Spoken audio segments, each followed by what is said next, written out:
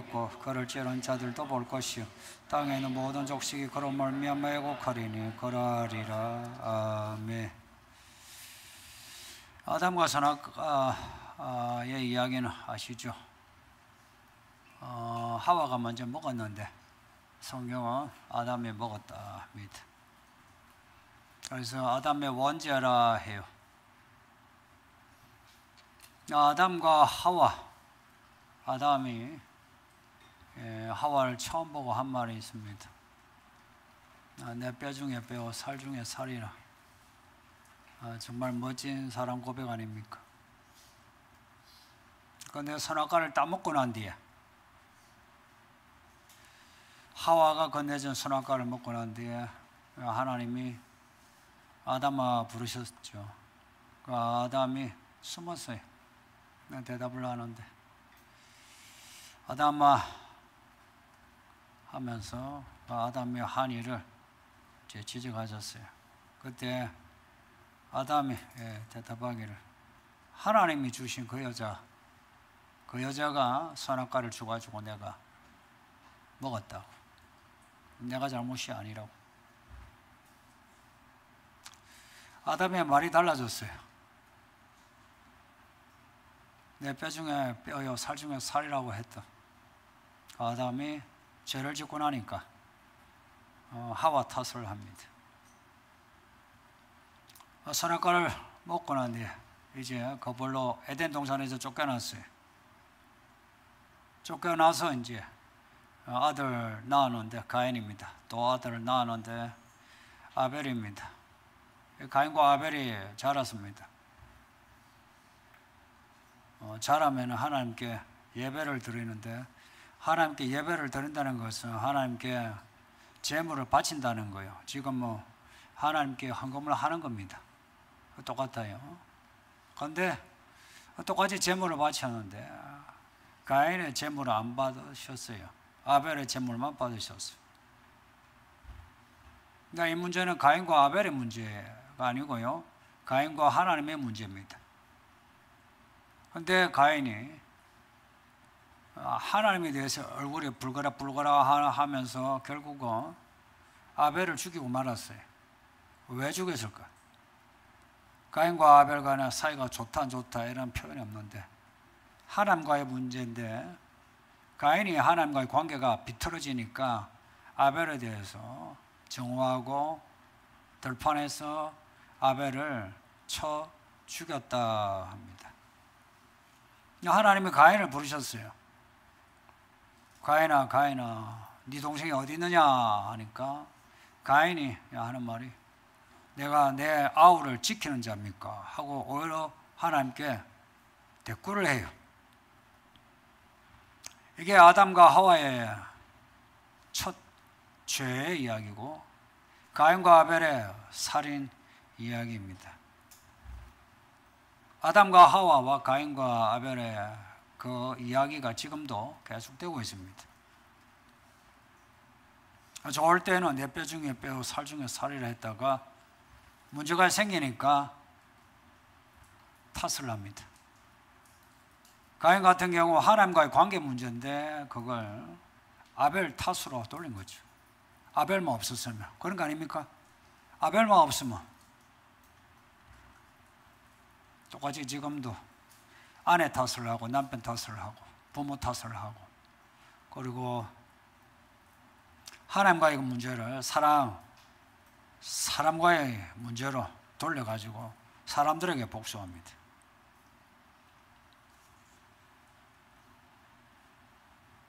예수님을 믿고 구원받는다는 거예요.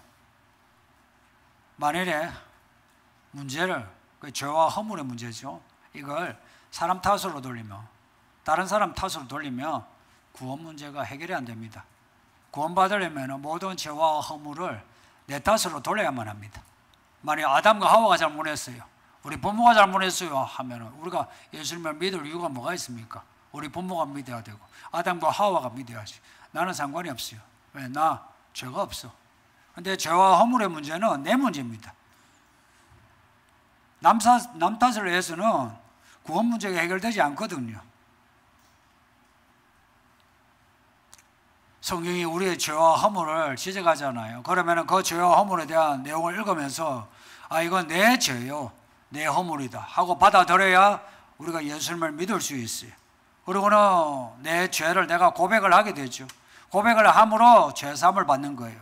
죄에 대한 고백이 없는데 어떻게 죄사함이 있습니까? 예수를 믿는다는 것은 내 죄를 고백을 해서 예수님이 나의 구원자이심을 받아들이고 그 피와 물로 나를 구원해달라. 이게 믿음입니다. 그 믿음으로 말미암아 우리가 구원을 받죠. 그런데 자기 죄에 대해서 아무런 고백이 없는데 어떻게 구원받을 수 있겠습니까? 아담과 하와의 이야기나 가인과 아벨의 이야기에서 그들은 스스로 결정을 했지. 하와가 건네줬을 때도 아담이 스스로 결정을 했죠. 가인과 아벨 이야기에도 가인이 스스로 결정을 했어요. 하나님이 조심하라. 죄가 저 문에서 너를 잡아먹으려고 한다. 너는 그 죄에게 잡아먹히지 말고 너는 그 죄를 다스려라. 가르쳐줬어요. 그런데 가인이 스스로 결정을 해서 아벨을 죽였어요. 똑같이 우리도 우리의 죄와 허물의 문제는 우리가 결정을 해서 우리가 죄와 허물을 짓는 거지 누군가 탓을 할 만한 게 하나도 없습니다. 부모 탓도 못해요.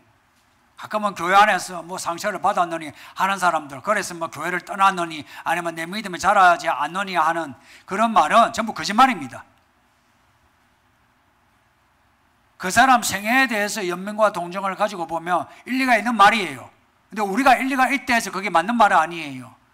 결국은 그 심판대에서 하나님이 판단하실 때는 자기 죄입니다. 자기 허물이에요. 그러니까 우리가 잘못한 사람, 진짜 잘못한 사람은 어떻게 되나?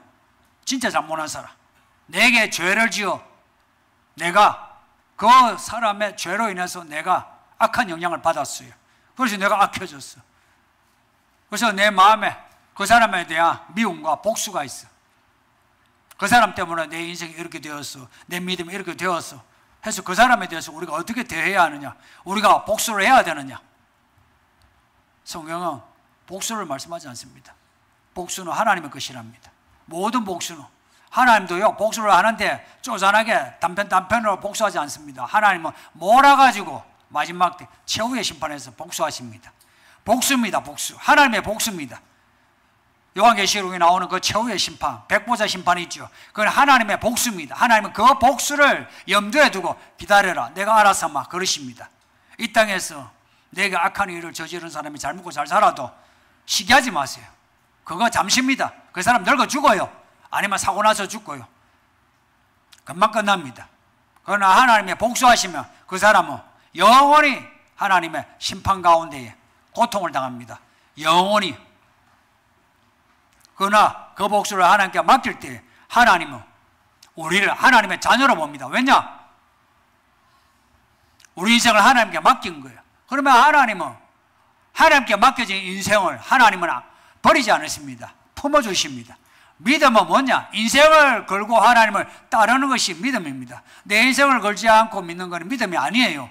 내 인생을 거는 게 믿음입니다. 구원받은 믿음은 지금까지의 삶에 대해서 내 죄와 허물을 고백을 하고 앞으로 삶에 대해서 하나님께 맡깁니다. 이제는 내가 내 마음대로 죄를 짓지 않겠습니다. 허물을 뒤집어서지 않겠습니다. 이제 예수님 이름으로 내가 살겠으니 내가 옳은 삶을 살게 해주세요 하는 게 믿음입니다. 이게 진짜 믿음이에요.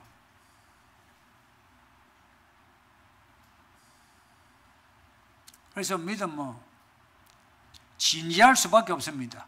뭐 진지하다 해가지고 우울하고 그런 게 아니에요. 우울질이 아니고 진지한데 그 행동이나 그 말이요, 그 진지함이라는 게 생명의 진지함이에요. 생명의 진지함. 사람 생명 함부로 할 수 없죠. 귀한 거 아니에요. 생명에 대한 진지함. 그래서 진지한 사람은요 뭘 해도 생기가 있어요. 우리 예수님은 우리를 위하여 오시고 죽으시고 부활하셨다. 이거는 큰 사건이에요. 이거는 하나님이 우리의 죄와 허물을 얼마나 무겁게 다루시는지, 그리고 우리 한 사람 한 사람의 생명을 얼마나 중요하게 여기시는지 알 수 있는 내용입니다. 고로 우리도 한 사람 한 사람을 대할 때 조심해야 돼요. 이 어린 아이들, 그리고 교회 처음 오는, 이제 교회 생활 처음 하는 분들, 그분들에 대해서 정말 조심해야 돼요. 정말 조심해야 돼요. 이 이야기를 제가 지금 수없이 하는데도 이게요, 그냥 의독경으로 그냥 지나가요. 문제예요. 모든 것이 자기는 비껴가요. 그러한 사람이 항상 남 탓을 해요. 자기는 문제가 없어. 자기는 괜찮아. 그래서 자기가 기도하고 성경 읽고 한 것은 다 자랑거리야. 근데 남이 하지 않는 것은 비판거리가 돼. 결국 10년이 지나고 20년이 지나도 아무런 열매가 없어요. 본인의 믿음에 자랑도 없고 사람들에게 주는 선한 영향력도 없어. 진짜 남이 나에게 잘못해도요, 그렇게 비판할 거 없습니다. 놔주면 돼요. 근데 내가 크게 잘못한 거 없는데 내 눈에 보기에 부족하다, 뭔가 문제가 있다 해가지고 그 부족한 걸 지적하고 그 문제가 있는 것에 문제를 불거지게 해가지고 그 사람 마음 아프게 하고 상처를 주고 부끄럽게 한다. 이게 큰 죄입니다. 마귀가 하는 겁니다. 마귀가 하는 짓이에요. 마귀는 우리에게 수치심을 이렇게 해가지고 우리가 이거 무력하게 만듭니다. 무력하게 해서 믿음으로 가고자 하는 이 발걸음을 몸가게 그냥 꺾어버려요. 우리 예수님도 우리에 대해서 시시비비를 안 따지십니다. 시시비비 따지셔가지고 여러분의 마음을 아프게 하던가요? 웬만해가지고 안 따져요. 가만히 놔둬요. 놔두는 이유가 뭐냐? 우리가 금방 연약하니까 놔줬다가 때가 되어 우리의 마음을 감동을 시켜서 우리를 변화시키려는 겁니다. 그리고 어떤 사건을 만들어가지고 그 사건을 통해서 우리가 돌아오도록 하시는 겁니다. 예수님도 우리에 대해서 이렇게 진지하고 무겁고 많은 계획을 가지고 우리를 대하시는 겁니다. 성도님들, 나는 우리 교회 성도들이, 이 교회만 아니라 모든 교회 성도들이 사람에 대해서 우리 하나님이 우리에게 대하시는 그 태도를 만보지이라도 배운다면 사람 대하는 태도가 달라질 거예요. 교회 분위기가 달라질 겁니다. 교회 연수가 더해지면서 나이 많은 사람들, 교회 직분자들 더 숙이며 사람을 대할 때에 약한 자, 작은 자, 없는 자 대할 때에 조심하고 함부로 훈수 두지 않고 조심할 겁니다. 그런 조심하는 그 분위기가 뭔지 아세요? 천국입니다. 천국 어린아이 것이라 했어요. 그러니 이 교회 어린아이, 약한 자, 없는 자들이 이 교회 안에서 편안하게 쉬며 한마디 하고 먹을 수 있고 즐길 수 있는 교회가, 이게 좋은 교회죠. 그런데 이 교회가 가면 갈수록 특히 이 강남의 사람들, 은근히 여러분이 까다로운 거 아십니까? 은근히 여러분이 상하, 청을 나누고 경제력도 서로 간에 격을 따지고 학벌도 따지고 영어도 따지고 인물도 따지고 따지는 거 아십니까? 차가 뭔지 뭐가 뭔지 그거 따지면서 사람 대하는 거 아십니까? 그래서 좀 없다 싶으면 무시하고 함부로 말하고. 이 대한민국 땅 중에서요, 강남이 제일 이런 죄악이 커요. 여러분입니다. 여러분. 그래서 저기 마라도에 있는 사람보다 우리가 천국 가기 힘듭니다. 별로 감동이 없어요.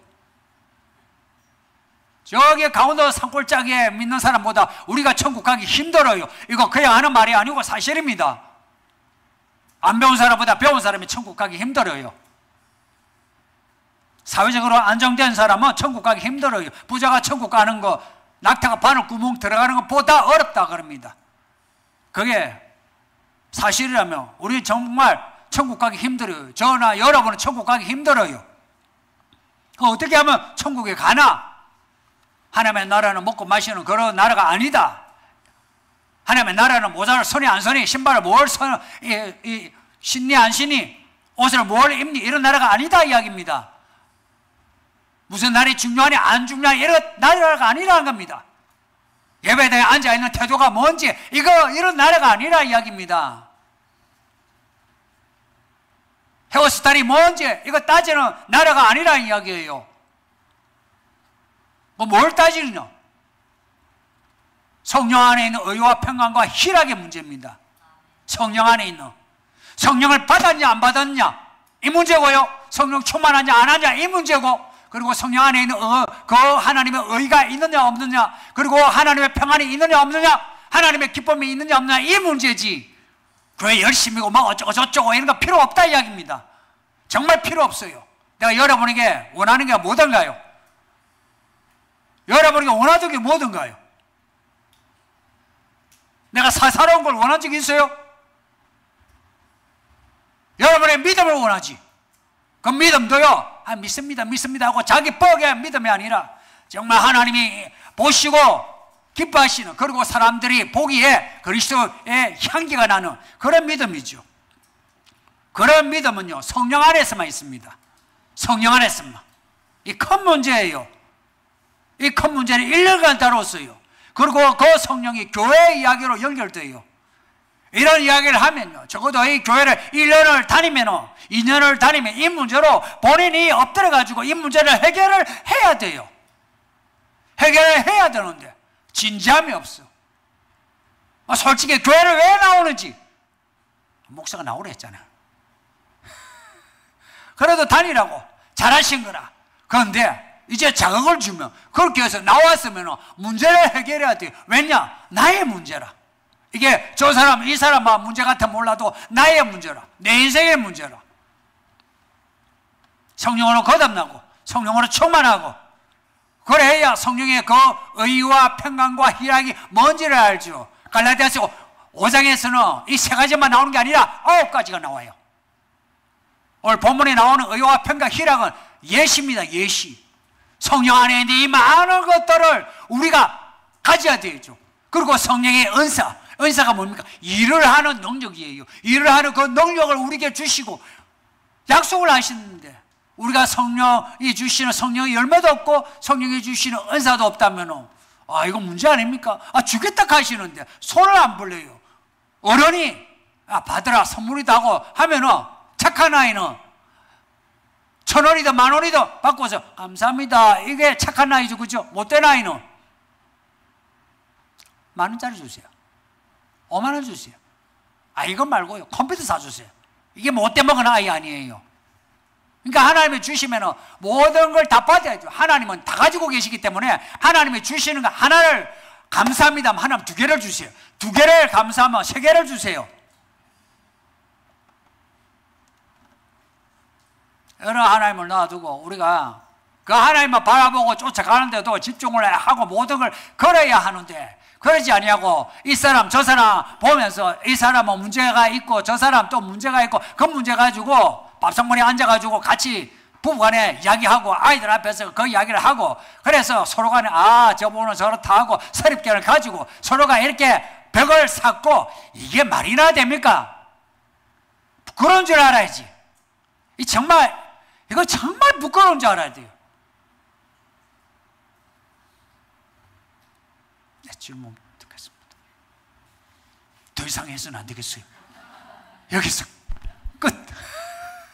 비판이 아닌 조언을 통해 화평하게 서로의 덕을 세우는 길을 알 수 있을까요?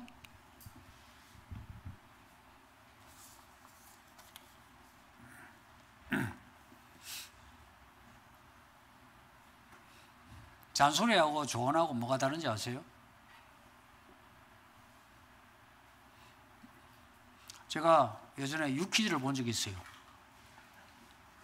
유퀴즈에 잔소리하고 엄마의 훈계하고, 기억이 맞는지 모르겠는데 정확하지는 않아요. 잔소리는 조금 기분 나쁜 거래요. 조언은 억수로 기분 나쁜 거. 이게 뭘 의미합니까?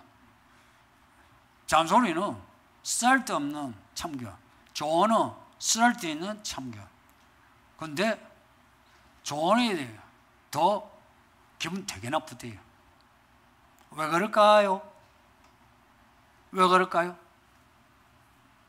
이유는 관계에 있습니다. 저 사람이 정말 나를 사랑한다 하면 잔소리를 해도요, 귀담아 들어요. 조언을 하면 감동을 받아요.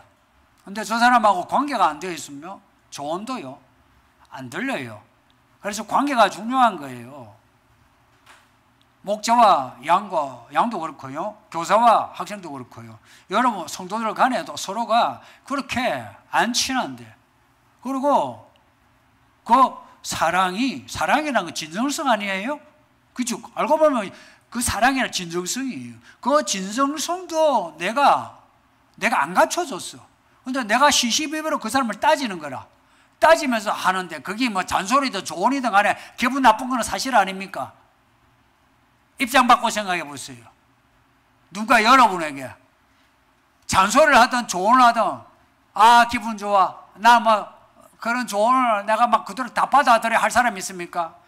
그거 말뿐이지 실제 조언을 하면 기분 나빠해요. 저도 여러분에게 웬만한 거 조언 안 해요. 내가 여러분 불러가 조언한 적 있어요? 있나요? 별로 없어요. 여러분 이야기하다가 내가 뭐 하다가 조언을 하지, 잔소리는 다 안 해요. 놔줘요. 목사도 그러는데 어떻게 여러분이 여러분 간에 조언하고 잔소리 합니까? 목사도 그러는데 여러분이 이 교회 질서에서 목사보다 우선이에요? 절대 그럴 수 없어요. 그럴 수 없어요. 교회는 질서의 문제예요. 내가 그러지 않은데 여러분 간에 잔소리하고 조언하는 거는 문제가 있어요. 기도 안 한다고, 성경 안 읽는다고. 그런 믿음의 어떤 핵심이 되는 그런 부분은요, 함부로 말하는 거 아니에요. 그리고 서로의 덕을 세우려면 덕을 세운다. 이 단어는요, 덕을 세운다. 우리는 한글 단어가 많죠. 덕을 세운다는 단어는 한 단어예요. 건축하다는 단어입니다. 집을 건축하다, 이 단어를 덕을 세운다고 성경은 번역한 거예요. 집을 건축하는 거 그냥 건축합니까? 건축하려면 설계도가 있어야 되고요. 그리고 재료가 있어야 돼요. 기술자가 있어야 돼. 또 힘이 필요해. 덕을 세우려면요, 많은 게 준비가 되어야 돼요. 그런 준비가 없이 그냥 사람에게 함부로 이야기한다, 안 먹혀요. 제가 설교 때나 이렇게 이야기를 하죠. 개인적으로 여러분을 불러가 이야기하지 않는 이유가, 여러분도 말씀을 받아들여 이 말씀이 설계도가 되고, 아, 저 목사가 나의 이 설계도대로 인생을 이끌어가는 목자라고 여러분이 받아들여 어찌해야 됩니까? 좀 더 가르쳐 주세요 할 때 이야기하지. 근데 여러분 대부분 그러진 않아요. 본인 인생 본인이 잘 살고 있다고 생각하는 것 같아. 근데 그렇지 않아요. 여러분은 그렇게 잘 살지 않아요. 솔직히 여러 예를 보면 전부 어설픈데, 이 문제가 어설픈 건 괜찮아. 자뻑이 너무 심해. 어설픈데 자뻑이 있으면 큰일이에요. 옆에 여러분하고 같이 있는 사람이 고생이라, 평생 고생이라. 덕을 세우려면 내가 그리스도의 사람이 딱 되세요. 그리고 그리스도의 사람으로 사람을 대하는 거 배우세요. 배우지 않고 자꾸 내가 알고 있고 할 수 있다, 여기는 배우라는 말을 이거 그냥 가볍게 듣는 거라. 배우는 거는 인생을 그래야 배울 수 있어요. 돈, 시간 다 들여야지. 시간, 돈, 몸 다 들여야 된다. 이게 뭡니까? 전부 계산이요. 돈, 시간, 몸 계산해서 할 수 있는 거예요. 이 계산을, 하나님 계산을 맡겨야 이게 가능한 거지. 계산을 자기가 하고 있는 거라. 모든 계산을 자기가 다 하고 있는 거라.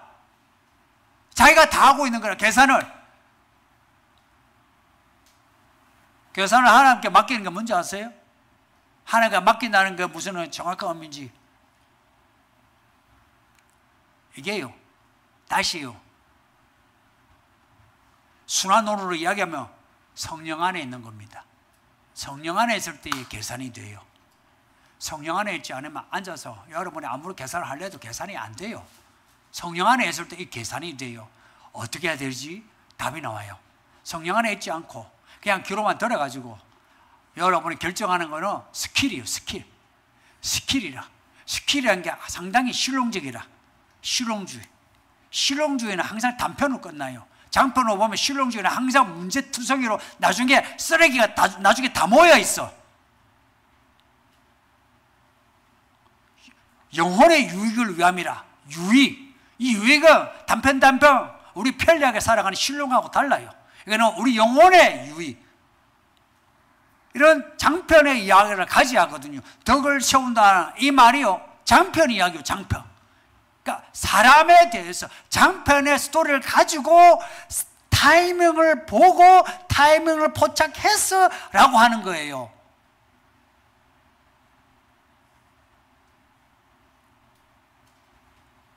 타이밍이요, 타이밍. 내 자식도 뭘 할 때 타이밍을 잡아야 뭘 할 수 있지. 되도 않게 아무 때나 불러가지고 잔소리 해가 되던가요? 타이밍이요, 타이밍.